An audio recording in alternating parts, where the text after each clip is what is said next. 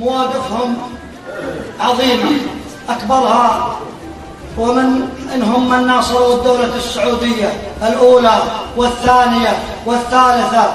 قحطان العرب، قحطان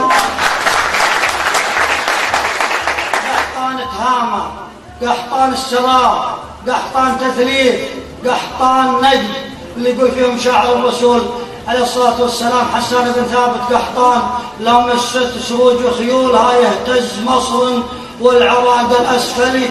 الشيخ ابن قرملة، شيخ نجد، الرجل الذي ضرب الجزية على جزية ونفعل ما نريد، قدام عدل معز يوسف الحكام.